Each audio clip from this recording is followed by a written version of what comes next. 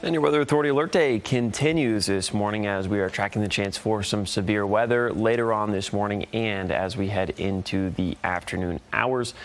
We are continuing to track some of those light to moderate showers building in at this time.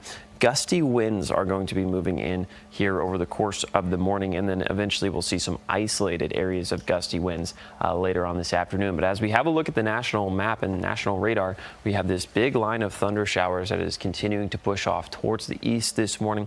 We've got a severe thunderstorm watch in place for southern Georgia, northern Florida, as well as a tornado watch in place for the panhandle of Florida.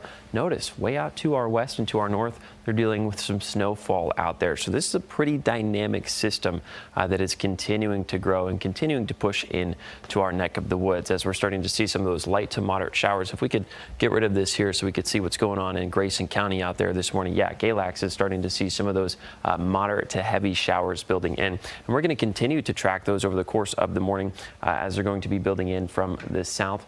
Roanoke County, parts of Floyd County also seeing some of those light showers at this time, but it's only going to be getting heavier in terms of the rainfall later on this morning. Now, that line that I showed you that's starting to build across parts of the south, it's actually starting to build into parts of North Carolina, and it's going to be picking up energy right around the time the sun rises. So we're expecting this line to sort of build into parts of the New River Valley and eventually up into the West Virginia region later on this morning in about an hour and a half from now. Then as that line continues to push off towards the east, it looks to strengthen. It looks to gather itself a little bit more as it pushes towards the east. So the risk is actually a little bit higher for some wind impacts for parts of Southside and Lynchburg, as right around the 9 to 10 o'clock hour, we're starting to see that front leading edge of the cold front really packing a punch. When you have a line that's pretty situated on radar or on Futurecast here, it indicates that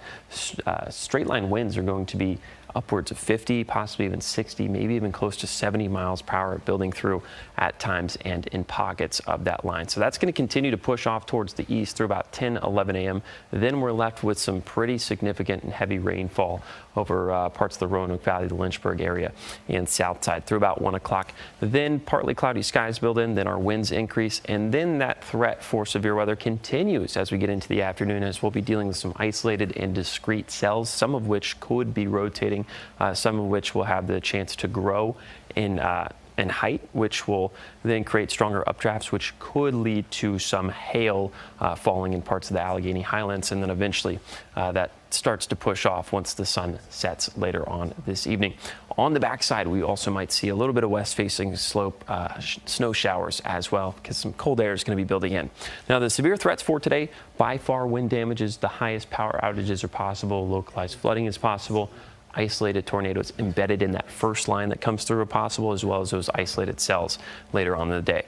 As you head out the door this morning, temperatures ranging in the 50s. You'll notice it's pretty muggy, it's pretty mild out there, and the winds are howling at this time. They're still around 20, 25 miles per hour, and then at the mid levels, they're close to about 60, 70, 80 miles per hour at times. So as that warm front continues to lift off towards the north and that cold front continues to push in, we'll be dealing with these winds pretty much all day long.